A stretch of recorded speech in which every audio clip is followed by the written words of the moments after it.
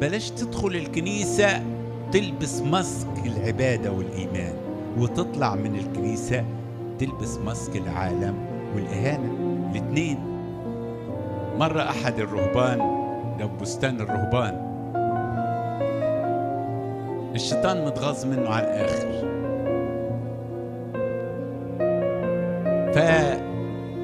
فسلط عليه مرات أخوه اللي مات أخوه مات. فمرات أخوه قال له، راحت لرئيس الدير وقالت له محدش بيعنا، جوزي مات وأخوه راهب عندك وعايزاه يجي يعمل إيه؟ يجي يعنا. فقال له طب انزل علهم الفترة دي لغاية ما حتى أولادهم يكبروا شوية وبعدين يرجعوا. فهو ماشي شاف راجل شيخ، أدار الشيطان ظهر له في صورة شيخ وماسك حبال وبيعمل شبكة، ماسك حبال وبيعمل شبكة، ماسك حبال وبيعمل شبكة. فاستغرب، سلم عليه الراجل الشيخ مردش عليه، راح هناك أتاري الست كان قصدها شرير. فلما حبت توقعه في حبالها فراح عمل نفسه مجنون وابتدى يخبط في الحيطان ويسيل ريقه ويعمل. صرخت وقالت لهم مش عايز اشوفه، ده راجل مجنون، جايبين لي مجنون، امشي. وطردوا.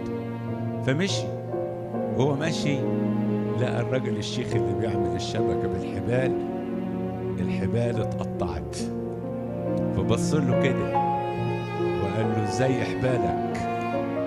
قال له اتقطعت بهبالك. قال له ازاي حبالك؟ قال له اتقطعت بالهبال بتاعتك، الهبل اللي انت عملته قطعت لي الحبال. فدايما الشيطان لما بيجي يتسحب. فهنا ربنا قال لصموئيل ندمت اني جعلت شاول ملكا لانه رجع من ورائي ولم يقم كلامي. ما نفذش الكلام اللي قلت له، لان ربنا قال له اقضي على العمالقه. قال لك اصل لقينا شويه غنم حلوين وشويه بقر حلوين ناخدهم. لا، ويتحجج يقول لك ايه؟ عشان نذبح منهم لربنا، عشان نقدم ربنا لربنا، يعني مش عشان احنا. لا، يعني ايه؟ يعني اوعى تشرب من كاس الشيطان حتى لو في مصلحتك، حتى لو لحياتك، حتى لو انت هتوصل للي انت عايز توصل له. عشان كده بيقول ندمت على اني جعلت شاول ملكا لانه رجع من ورائي ولم يقم كلامي. فاختار صموئيل الحقيقة حساس دايما.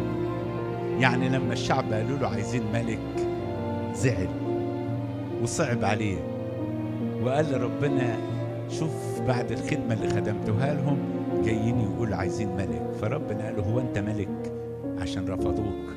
ده رفضوني انا الملك، انت ما الا قاضي، رفضوني انا. ودلوقتي صموئيل عشان مسحه زعل. ازاي امسح واحد ويترفض؟ يعني كأن المسحة بتاعتي هي وقلتها واحد. عشان كده بيقول لك صموئيل اغتاظ وصرخ الى الرب الليل كله، يا رب سامحه، طيب يا رب فوتها له المرة دي. لكن ما فيش اجابة، ما سمعش اجابة. فبكر صموئيل للقاء شاول، راح له عشان يجيبه. ما دام ما خدش رد من ربنا يبقى يروح للطرف مين؟ الطرف الاخر. فأخبر صموئيل قال له وإذا قد جاء شاول إلى الكرمل. تعرفوا اسم مدينة الكرمل دي؟ اسم جبل ايه؟ دي اسم جبل ايه؟ مفترق الطرق. يعني مفترق الطرق، أصل على جبل الكرمل ده إيليا وقف قال إن كان الرب هو الله اعبدوه وإن كان البعل هو الله فاعبدوه. فجبل الكرمل رمز المفترق الطرق. ايه المفترق الطرق؟ إنك عايز ربنا وعايز العالم، الاتنين مع بعض. عايز تكون الغني في حياتك وعايز تكون العذر في مماتك، الاتنين مع بعض. وده ما ينفعش، لأن لو حطيت الاتنين مع بعض يدي لك لون اسمه فاتر، لأن ساخن مع بارد يدي لك فاتر، صح ولا لا؟ ليتك كنت ساخن أو بارد ولكنك فاتر فإني مسمع أن أتغيرك. يبقى أصعب حاجة في الدنيا هي الفتور. أرميا النبي قال آية صعبة جدا لما لقى شعب إسرائيل بيعملوا يكسروا كل الوصايا ويعبدوا كل الآلهة، لكن في الأعياد يروحوا الهيكل ويقدموا الذبايح ويقدموا الصلاة ويدخل يلاقيهم بالآلاف واقفين يصلوا عيد الفصح. عارفين أرميا قال لهم إيه؟ مال التبن مع الحنطة، وتحطوا التبن تخلطوه بالحنطة بعد ما تدرب وشلة التبن لوحده اللي هيتحرق والحنطة اللي هتتاكل لوحدها تخلطوها مع بعض. مال النور مع الظلم. عشان كده ده السبب حتى إن يوحنا المعمدان قال إن أساس التوبة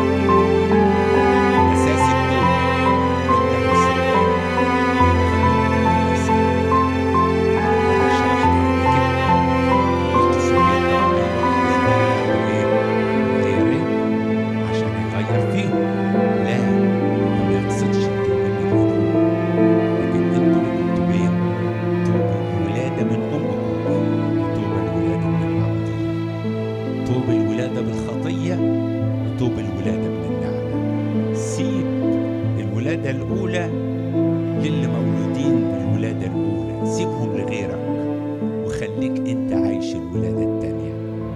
بلاش تدخل الكنيسة تلبس ماسك العبادة والإيمان وتطلع من الكنيسة تلبس ماسك العالم والإهانة. الاتنين